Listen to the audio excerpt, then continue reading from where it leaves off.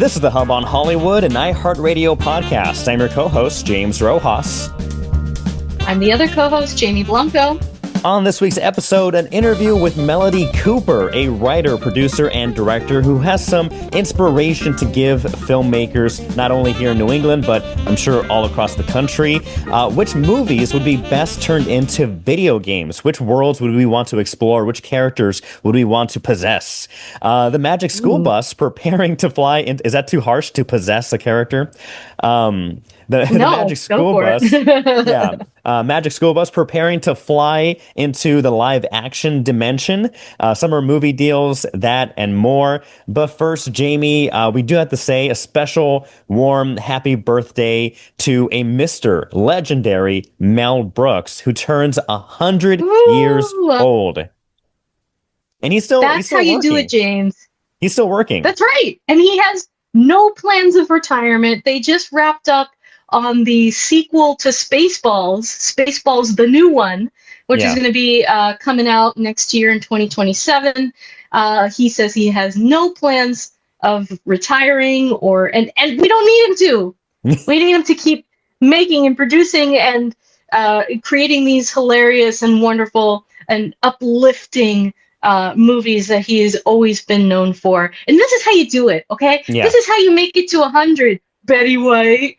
Is that mean? Yeah, Betty White, take that. That's very mean. Yeah, you got to keep working. That. Yeah, screw retirement, screw relaxing, and resting on your laurels or accolades, and just get back to work, you people. That's right. That's right. Pull yourself up by your coffin straps. I don't know. This is getting just me right now. Not just your straps, Jamie, but also your tights, which brings me to wanting to mention and shout out among my favorite Mel Brooks movies is the classic Men in Tights. Oh, yes, because we are manly men. We're men in tights. Tights. Yeah. Men in Roaming Tights around the forest looking for fights, are you?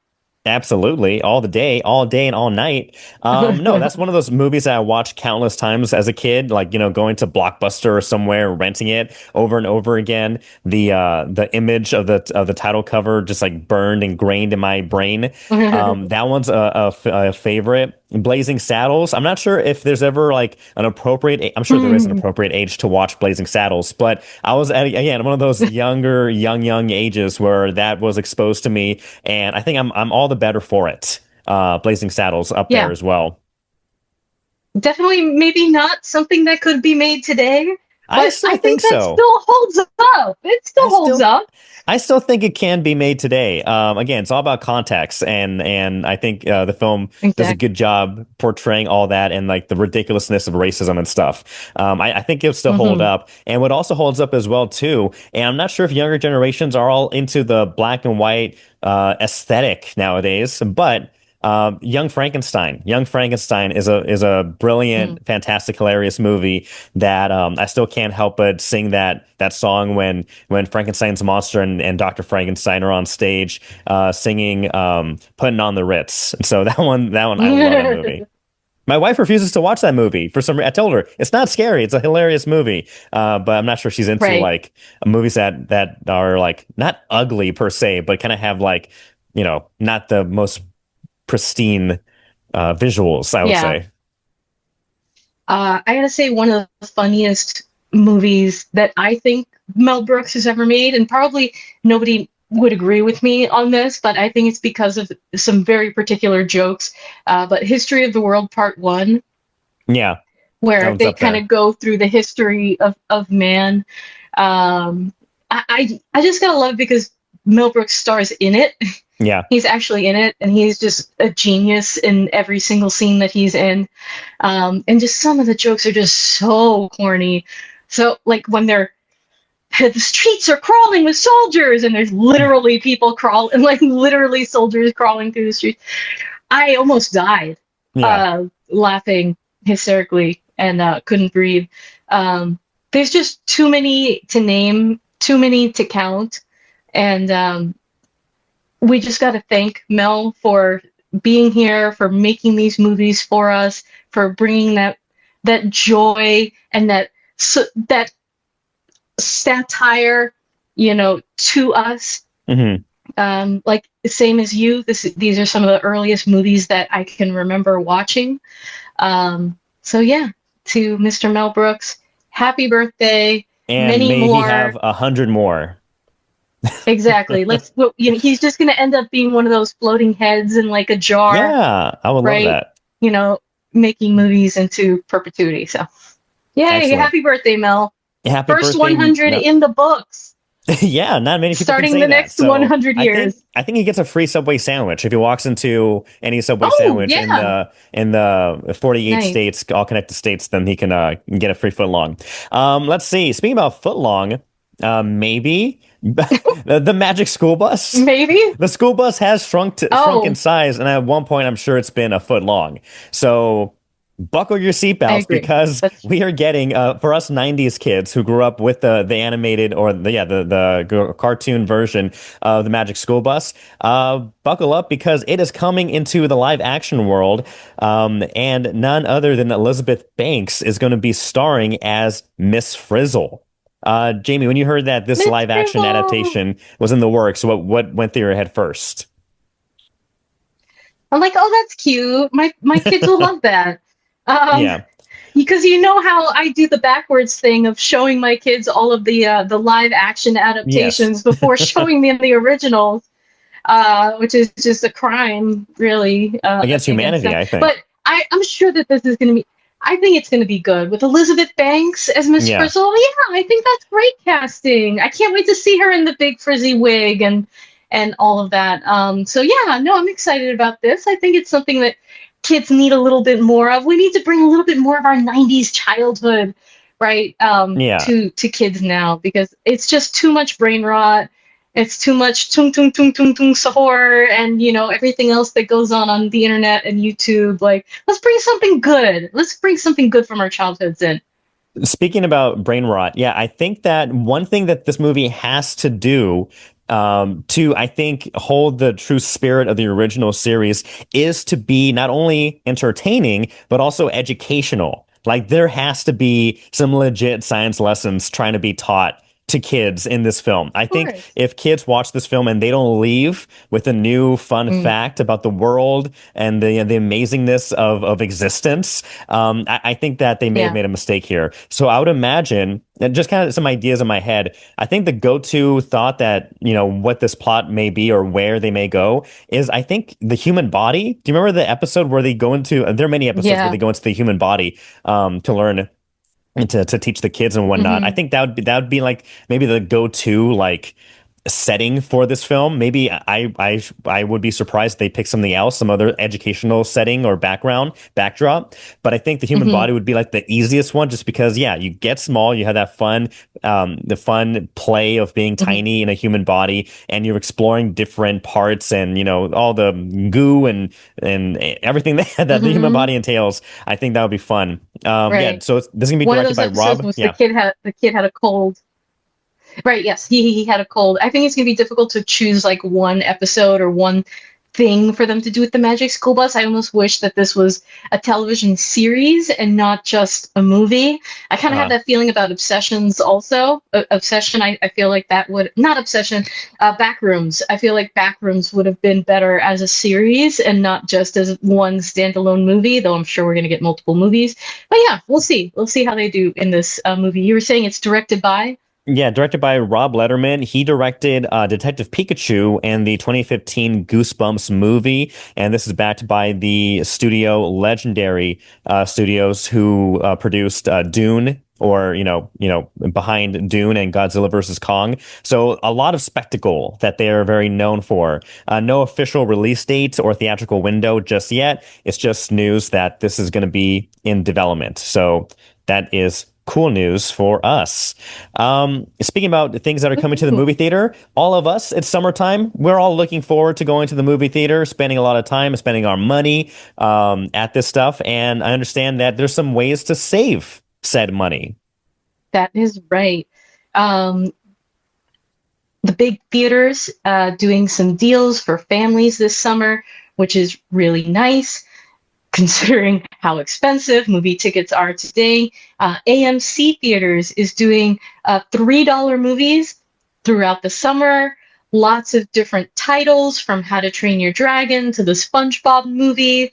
So you're going to want to check out the AMC Theaters website for their $3 movies and for their schedule. Regal beating them out. $3 movies, move Whoa. aside. How about $1 movies? $1 summer kids movies also throughout. So if you're near Regal Theaters, go out and check their website out. Find the dates and the showings for that. Cinemark doing something similar as well. And if you're here in the Boston area, MassGov, the state, is putting on free movies in Boston at the Esplanade and a couple of other locations, but free movies every Friday night at the Esplanade, which is awesome. Go on to mass.gov and check out the DCR Movies in the Park series for those titles, dates, and times. Very cool. Yeah, speaking about a lot of pressure, though, the drama starring Robert Pattinson and Zendaya, that movie was it a big hit, big box office hit? I know people were, I don't know if divided was the right word to say it, but there are many people who enjoyed it. You enjoyed it, from what I remember from your review. That's right. There were a lot of people who enjoyed it. There was critical acclaim around it. Yeah, and so it was filmed here in Massachusetts. Absolutely. Go Boston, go Massachusetts. And for those, I was never able to go see it in person at the theater. So good news for me, especially since I am an HBO Go Max subscriber. It is coming to the streaming service beginning July 31st. Yeah. So again, for those who are unfamiliar, the plot follows a couple during their wedding week, which completely goes off the rails after a long buried secret is revealed. It turns into a dark, absurd, and twisted relationship thriller where reality and imagined scenarios start to blur. Is that a fair, accurate description of it? That is a very fair and accurate description. It's sort of it's a dramedy at times, and it's sort of the reverse romance. It's like what would happen if everything went wrong. Yeah, which I feel is like a newer sort of trope that we're seeing in movies today. So I felt like it was enjoyable and weird in delightful ways. So yeah, coming to streaming, that is wonderful. Where can people see it? HBO Max, baby. HBO Max, the only streaming service I have. I know you've gotten rid of all of them. Also coming to paid video on demand, James, at the same time, Obsession. Yeah. So that's good. Yes. No, I just love that it was allowed to have such a great theatrical run. It's still in theaters, but yeah, it's going to be available on demand very soon. What day was that? June 30th. June 30th. So just around the corner, just a couple days from now. Demand. Yeah, but exactly. I do recommend watching it in theaters. I know again, this is one of those movies that is I don't know. I've heard it both ways. It's one of those movies where it's great to watch with an audience because people can react and scream and enjoy the film with the crowd. Though I have heard people complain about, because it is a very silent movie. There are a lot of moments where it's slow, it's building up, there's pressure building, and the volume is literally low. But some people were saying that when they went to go see it, it was filled with, or they had like a row behind them, an entire row of like teenagers, and they're just talking throughout the entire movie, laughing, just like being absurd and like standing. I know, those darn teenagers. And so I've heard mixed reactions about people saying this is one of those movies where you need to watch in the theater and have that communal experience. Then you have other people saying, no, it was terrible just because of what Gen Alpha or Gen Z, whichever generation's watching movies now. They're going to movie theater, which is good, but maybe their etiquette hasn't been well developed because of the COVID years. Who knows? But that was a great one for me to watch in theaters. Who knows? But I would also suggest, James, that if you're going to go see it with someone who has not seen it yet. I sort of made that mistake, or rather my friends made that mistake of going to the movie with me to see it. And it was my second time going to see Obsession. And I could not stop myself from like cringing and hiding and covering my eyes, like, because I anticipated some of the things that were going to be happening. And I tried. Listen, I tried. Are you one of those people, Jamie? Right? I was just shrinking away.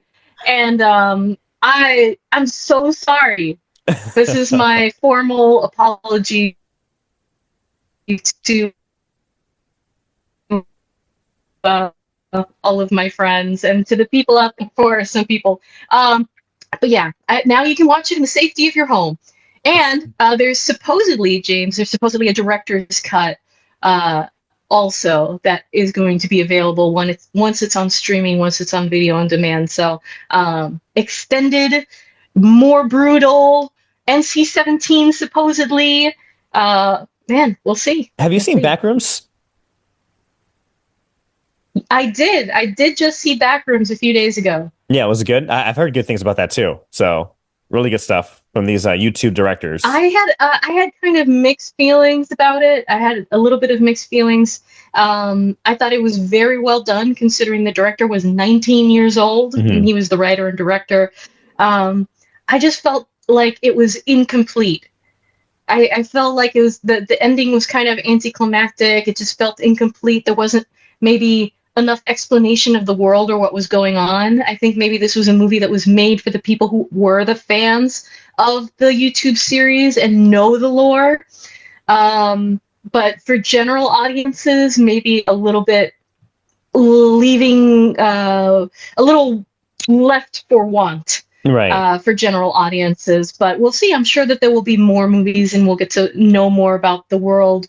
But in the meantime, your Gen A child or teen can show you the YouTube series and fill in the gaps for you. Yeah, well, plus I understand, I don't know the whole Backrooms lore and stuff, but from what I've heard and understand is that people make their own lore. And so like, because there's no definitive maker of it, there's no definitive story of it, so people have been telling their own story when they create it through like Blender or what have you. And that's one thing that this director did as well. You know, he said, well, this is how I interpret the Backrooms, and then this is my story, but if you go online, then there are a million other people's putting their version or their interpretation of it as well. So yeah, I can understand how some people may feel like, well, that's not what I exactly imagined, but again, this is just one of those side stories or side interpretations that is not on YouTube, but just happens to be in the big screen.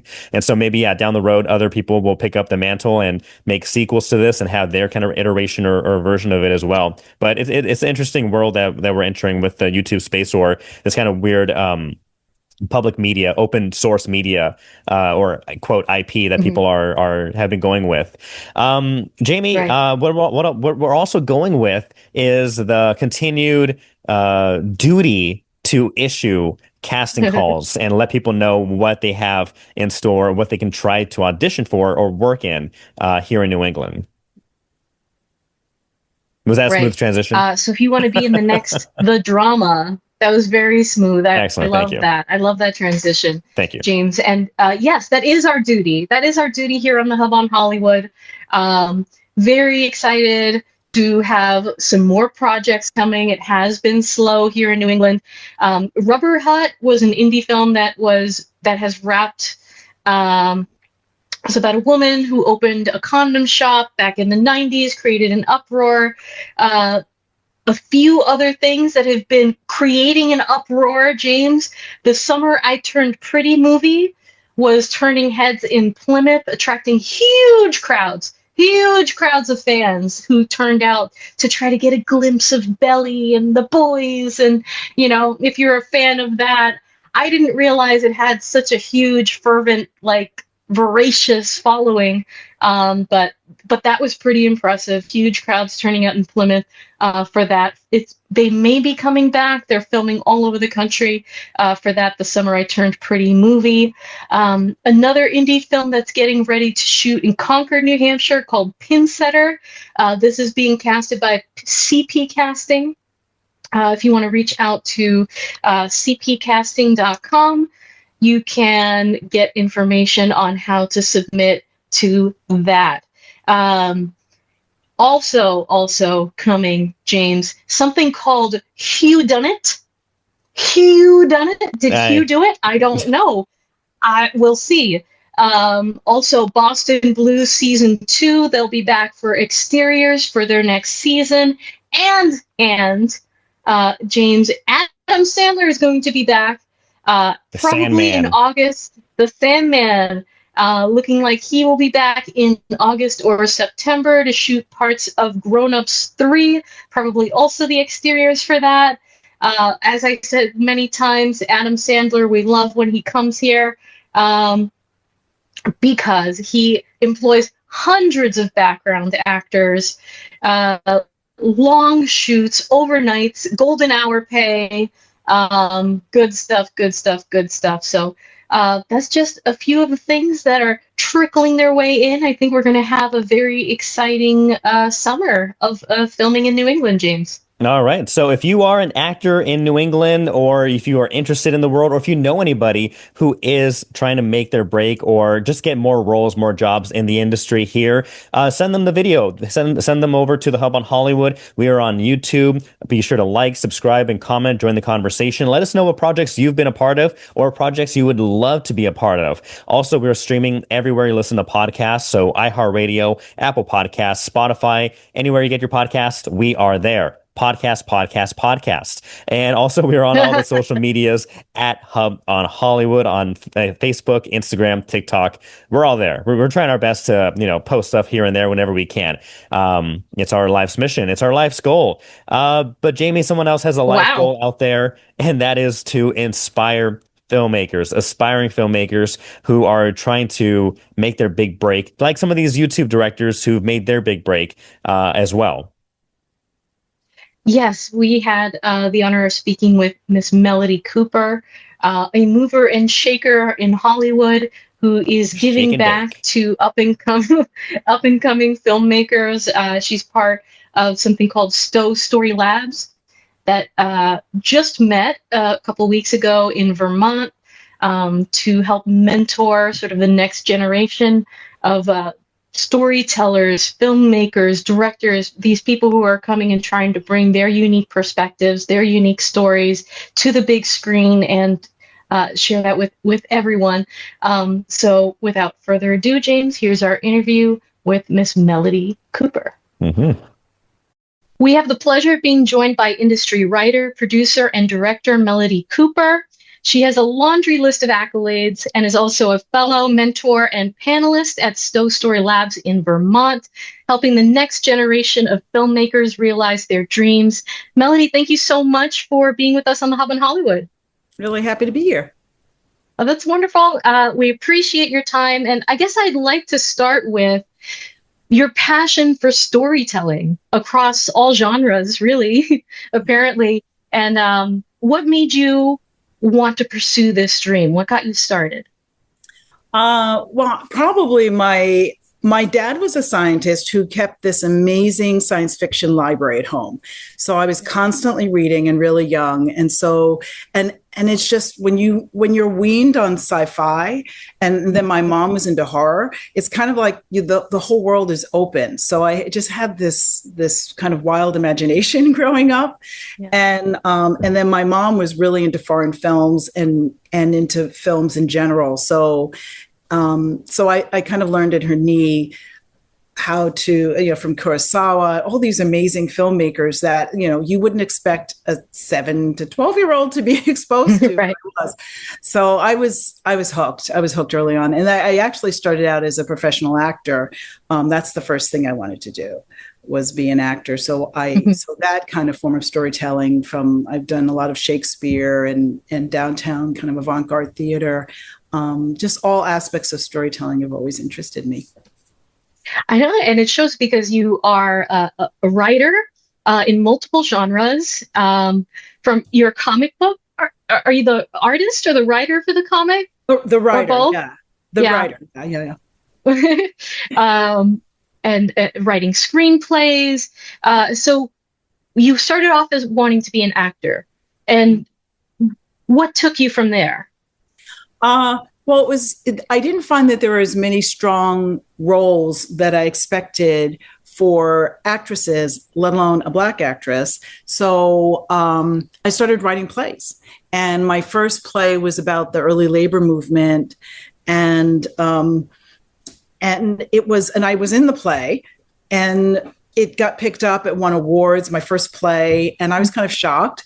And I realized that I could not only be in something that I wrote, but that it had a life outside of me. So had other productions. I didn't have to be there. It was giving all these actors a chance to work, and other theater artists. So I'd always loved writing. I used to keep notebooks full of stories, but I just never thought of it as a profession. It's just something I had a passion for.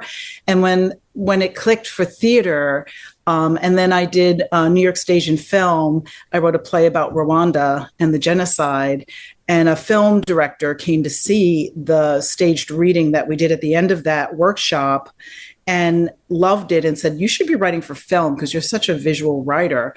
And she brought me out to LA to stay at her house. Her husband happened to be the legal rep for Denzel Washington. And she was an early, one of the, Claudia Weill's her name. She's one of the early women filmmakers, like directors from like the 70s and 80s who actually had, big movies. And it was so rare then. And I learned so much from her. So that was my kind of way in. I was very lucky to have that kind of entree into it. And I love that it seems like, as you said, your preferred genres, the horror, the sci-fi. You have a collective as well. Nyx, is that right? NYX? Yeah. NYX horror collective. Nyx. Yes, Nyx is the Queen of the Night. That's what NYX stands for. And I was on my first TV show that I was a writer on was 2-Sentence Horror Stories. And it was an anthology series that was created by Vera Miao. And they were very short form. I think we did two or three episodes per stories per episode. But I decided then, just when COVID hit, because I was in the room, and then at the very end of being in the writer's room, we all had to go work from home. And I was online and seeing how many women horror writers there were that just didn't seem to be getting any traction. And I decided, wouldn't it be great to have a group of women who were supporting each other and actually creating work? So not just talking about it, but actually creating it. So I reached out to a few women I knew, and there were 4 of us who decided to move forward. And so started Nyx Horror Collective out of that. And we ended up producing a set of short horror films called 13 Minutes of Horror. And I knew some of the execs from Shudder Channel from having done a horror lab. And so I pitched it to them and they said yes. So we ended up getting about 24 women horror filmmaker writers a chance to see their work on Shudder. And we did 2 versions. One was folk horror. The other one was sci-fi horror. And it was great. And none of us had our films in it. It was to really support the work of other filmmakers. And then because I had worked with Stowe, and Stowe had done so much for me, I suggested that we have a fellowship for a woman horror writer through a collaboration between Nyx Horror Collective and Stowe. And that's how that happened, which is we're in our 5th iteration. We're going into our 5th year. And it's been great. It's been wonderful. I love this theme of everyone pulling each other up and being supportive. How did you get involved with Stowe Labs, and how did they help you in the beginning? Well, I applied as a participant in 2017. I had a horror script. And I thought, I kept thinking, no one's going to want to see horror from, usually it's dramas and comedies. But was my best writing. So I submitted it and they accepted it. And I won the Tangerine Entertainment Fellowship to go. And that was, and I thought we were going to be wrestling with the script. We actually were working through how to pitch it. And I had never pitched before. So I was terrified because I didn't know how to pitch. I wasn't very good at it at first, but I learned how to do it through Stowe Labs. And not long after that, I had to pitch to the HBO has a writing program, HBO Access. And I had to go out to LA and pitch ideas. And because of what I learned from Stowe, I was able to really do that effectively, and I got in. So, and that changed my career. And then in subsequent years, I was also a panelist, and then I became a mentor. So I mentor up and coming writers. Sometimes people have asked me to do one-on-one coaching with them, and now I'm on the board of Stowe Labs. That's so. This is a very unique sort of organization. We've spoken them before here in the Hub on Hollywood, right? They sort of bring people in, they help build them up. They'll take people with a script, get them ready to be actually working in the industry, like you were talking about. So when you now work with them as a mentor, and someone is coming in with their ideas and no idea of where to go with it. Say they've written their very first script. What is it? What are sort of the wisdom that you impart upon them and try to help them with in your mentoring role now? Well, first of all, it's the power of storytelling. And to lean into the passion that they have for that story and their voice, their authenticity, because you think your story is unique, that no one's ever told this story. I've even found this out 9 times out of 10, someone else has the same idea. And so what you bring to it that's unique about your voice and your experience is so important. So I really try to get writers to not try to generically figure out what the reader might want to read, but to lean into what they need to say, what they want to say with their work. So that's one of the first things I work on. And then there are like really simple, basic things like make sure you're spell checking your script, those, because for all the great writing you might be doing, you can set yourself up for failure if you submit a script that has a lot of typos, so there's some real basics. We talk about structure, development of character arcs. So it kind of walk through some of the basics, but I'm also really particular about making sure that the person's passion and voice comes through in the work. Right. And those are where those really unique and important stories tend to come from, right? From people who are passionate about the experiences that they've been through, the stories that they want to tell, those emotions that they're trying to convey. And I know it's pretty difficult now, right, in the industry to sort of get those more unique voices heard and those kinds of stories told. Although there's a little bit of hope, seeing some movies like Backrooms and Obsession now that are big in the news. What's sort of your take on what the industry is like right now for someone who wants to get in and tell a unique story? It's terrible. It is. Yeah. It's a bad time, but you know what, for people who are marginalized, as I like to say, whether you're in a racial or ethnic minority or LGBTQ plus or disabled, or there are all kinds of people who are marginalized and whose voices are being kind of suppressed, but we're used to that. And it's not something new. And so we're always looking for ways to support each other and workarounds. And one of the things I tell people now is keep creating, keep writing, use your cell phone to get together with friends and make a short film. You don't have to have a lot of money, as we've seen with some, with YouTube channel. You make a short, put up shorts on YouTube channel, reach out and develop an audience directly. This is the way of the world anyway.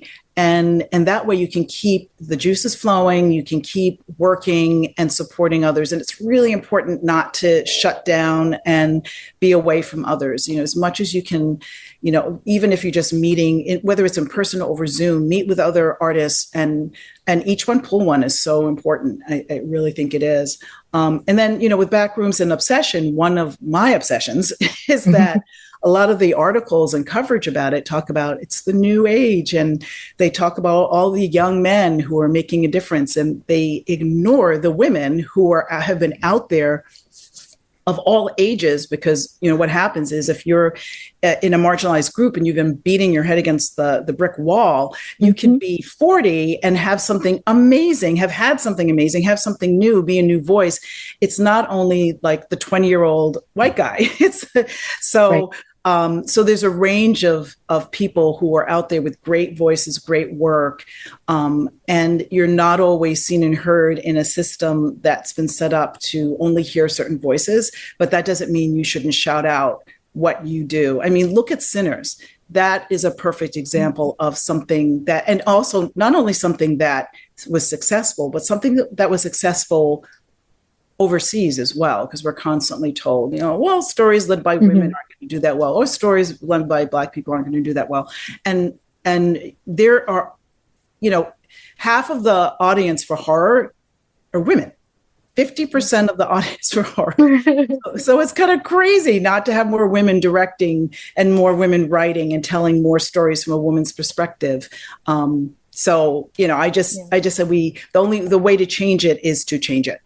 Yeah. So it sounds kind of. And I think it's kind of funny, if not frustrating, every time one of these movies like Sinners or something that's directed by a woman is, gets huge acclaim and does very well. They're like, oh, this is so surprising. It's like, right. No, when you tell these stories, right, that's what connects to humanity. What, you know what I mean? Yes. Right. So it's kind of frustrating to hear that sort of surprise when yes. These are the stories that exist and they are good and they've been there. And people want to hear it. They want to hear something different. And, this, and also this goes back to the writer having and filmmaker following their voice and their authenticity, because the more specific you are and the more authentic you are about your story, the more universal appeal it actually has. I know it sounds antithetical, but if you get into the reality of what it's like to be someone who's an immigrant from someplace who's afraid of losing their home, guess what? There are people across the world who have that same fear, and you tell your particular story and it'll resonate, so. Right. So maybe we can talk a little bit about, I think for some people, it's the fear of, they get in their own way, right? And it's the fear of being raw, right? And telling these stories from the heart and putting themselves out there. I think some people struggle with that sometimes. How is it going to be received, or right? And they don't want to be heartbroken. I don't know if you can speak a little bit to kind of overcoming that fear and taking the next step for yourself. Yeah, that can be hard when you're starting out and you have your baby, right? You have one work. And one way that I deal with it is I write a lot. I write every day. I have a lot of different projects. Not everybody works that way, but I think that if you put all your eggs in one basket and you're only focused on one thing, it's harder to take risks and take a chance to even expand for yourself, your horizons. So, it's a business where you have to be able to, you can't take personally that someone didn't like your script. I mean, I've done some of the most amazing writers' residencies, some of I've gotten into programs that are very difficult to get into, and I can turn around and not get into one like yesterday. I found out I didn't get in. And, our egos are part of this. I mean, it's hard not to have that be part of it. But I think, again, finding your support group, somebody, a group you can like vent to, who will have your back. That's really important. So you're not spinning in your own head. And you'd be surprised when you sit at a coffee, even with one other writer or director, and you talk to somebody about what your fears are, and they have the same fears, that helps like alleviate it right there and helps you deal with it. And I just say, dive in, dive in, and the rewards of diving in are greater than holding back and having regret. Right. Oh, I'll have a great example of that. I told you the HBO program. I was sitting there, I had another horror script, and it was my first TV script. And I was sitting there filled out the whole application, sitting online, and it was due at like 11:59 and it's 11:45. And I'm like, nah, they're not going to accept this. I'm not doing this. I said, but this is my best script and I love this script. And in the last minute, I clicked to enter and I got in. And if I had given into my fear, I would not have gone into that program, which got me my first writing job. And then I went on to two others and have a career because I didn't give into that fear. So, yeah. I love that. I love that advice. And so for myself, I am a former journalist, and sort of having a midlife change in direction. Been doing a lot of acting work and stand-in, background driving, all of that. But most recently, I was a stand-in on Dead City, which is one of the Walking Dead standoffs. Just explosion of ideas and inspiration, and such a wonderful experience on set. The people that I met and the way that I got to see how they put these stories together. And so I've always been a writer also. I have a sci-fi novel that I'm working on, but now I've started this script, and I'm just about done with my first feature-length screenplay about what would happen if a zombie apocalypse broke out while we were filming a zombie apocalypse movie. Mm-hmm. And what would happen with like each department, and who would survive, who wouldn't, at what point would we realize that something like that it was real. Yeah. So it's kind of like comedy horror, but having so much fun with it and pouring my heart into it. And then, right, there's that fear, like, oh my God, but what do I do with this? And what now? Mm-hmm. So I think you've given great advice about what to do next for a screenplay, like reach out, make those connections. How can people connect to Stowe Labs if that's where they'd like to go? Well, we have application process for our labs. We also have some retreats, and you can find us online at stowestorylabs.org. And we have different labs throughout the year, so definitely check in and see when the application dates are. We also have a short film fund that gives $50,000 for to a filmmaker to make a short. We just finished this year's program, and we got such a great amount of short scripts. It was really wonderful to see the quality of the scripts, and some of the people are first time or early filmmakers. I myself, I'm directing now. I'm directing a short in a lab that I got into. In the fall, I'm directing a short, and it's not something and that's a leap of faith, because I just directed one in another program, Right Back Rise, and they funded it, which was great. And I've only made 2 other short films. I'm not like an official, and it's hard for me to call myself a director. So that's something else. You're a writer. You call yourself a writer. You need to call yourself a writer. If you have directed a film, even if it's a short, even if it's a micro short, get comfortable calling yourself what you are, a director, a writer. Live in it, accept it, put it out to the world, because you're manifesting, and you're manifesting who and what you are. But Stowe Labs is very much about that. We have a lot of people who have not written before, and we invite all levels of writers to submit, and there are different. You're going to be exposed to different levels of writers when you're in the program, which is one of the values of it. I think is that you get that exposure. I love that. And so you're a writer, director, producer. What do you feel is your favorite role, and then maybe your favorite project that you've worked on? Oh, that's hard now, because I mean, writing's the easiest thing for me. It's the thing that I know how to do. I'm writing a novel, which terrifies me because I'm in the middle of it, and it's writing a novel is hard.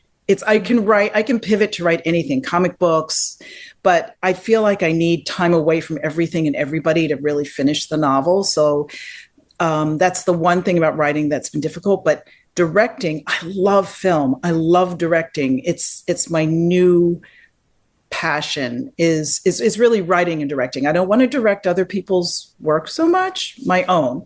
So it's a hyphenate role that for me is everything. And I love going back to the script after I've talked to the cinematographer and no, I need to rethink this, and then talk to the editor, well before I'm even shooting, and say, no, there's a better way to write this so that when we get to the editing, it's going to be easier. All of that kind of collaborative it's just so exciting. I love it. So that's my favorite, is the writer/director. And we ask all of our guests, what are you watching right now? What are you excited to watch right now? Well, I just finished watching Widow's Bay, which I'm rewatching. Ooh, yes, that was filmed here in New England. Was it? Yeah, Oh, North Shore, Boston. Yeah. I love that show. I love everything about it. And then when you rewatch it after you've seen it, there's all these little Easter eggs that are fun to catch. But if you can catch online, Reese's the lead's introduction of the woman who created it. It's just fabulous, and it's available online. But it's funny, but also terrifying. It just runs that line of being kind of like Stephen King, but also The Office. It's just, yeah. I love it. I love it. And so that's, in fact, in the beginning of the first episode, I posted on Instagram that it was my favorite show, and I didn't finished watching it yet because I loved it so much. That's great. Well, if you can, so I'm in the background. Sure. Which episode?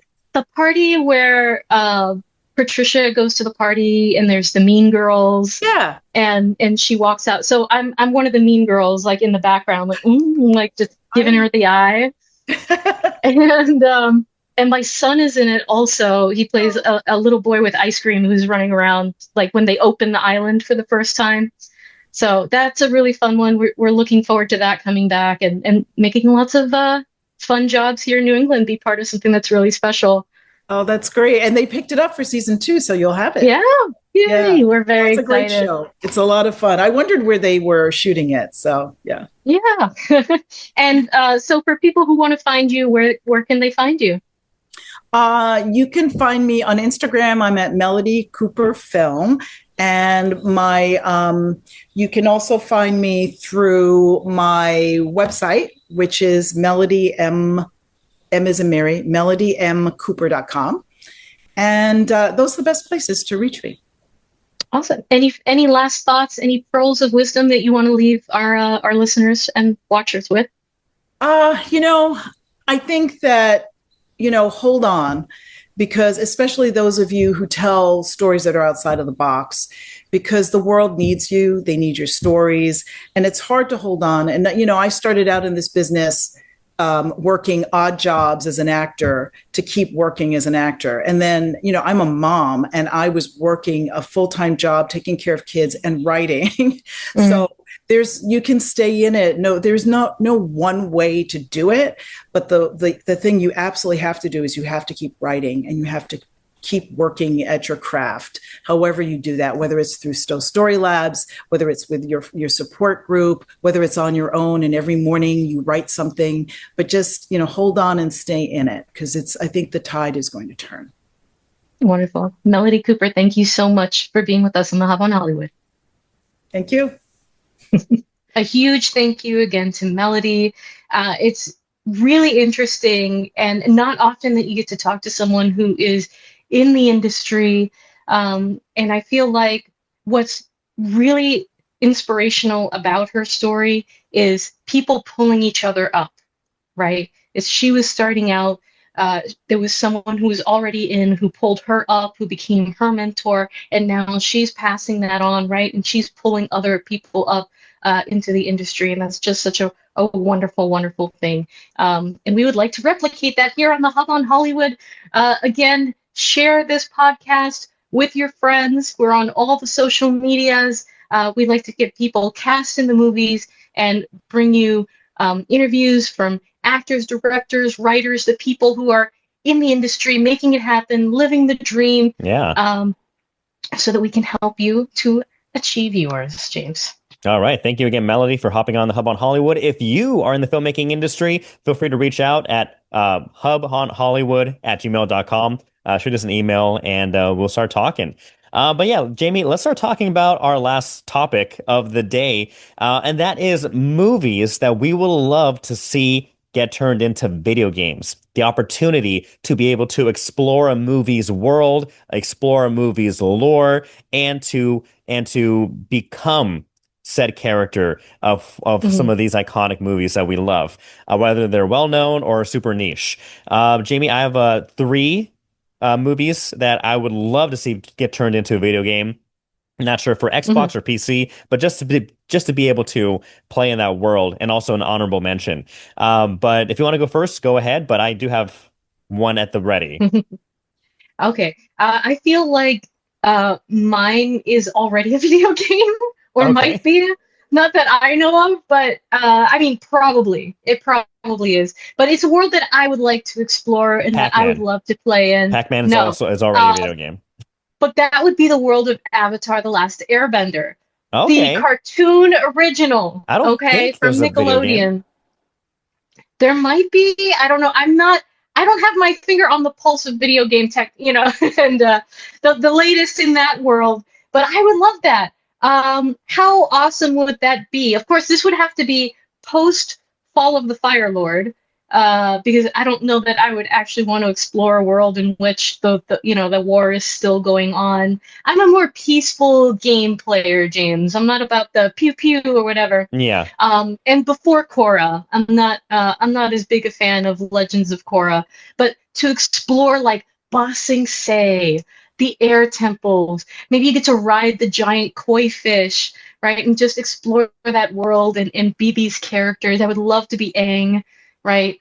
Yeah. Exploring the world and trying to uh, help the world heal post-war after the Fire Lord has fallen, and then you have these objectives to go through all of the nations and to quell some of the uproar and to help people heal and go on adventures. And hey, maybe maybe the waterbenders need this one thing that was stolen and taken over here, Yeah. in order for them to have a treaty with so and so. And it could be like a strategy game and a strategy adventure game where you get to explore that world and help that world uh, back to peace. Jamie, you are in luck because not only was there a video game, The Last Airbender Quest for Balance, released in 2023 for modern consoles and PC. It's a 1 to 2 player co-op action adventure game, but there is an Avatar Legends, the fighting game, coming out in July of this year, in a month. Oh my God, next month. Yeah, Okay, so there you go. it's a highly anticipated,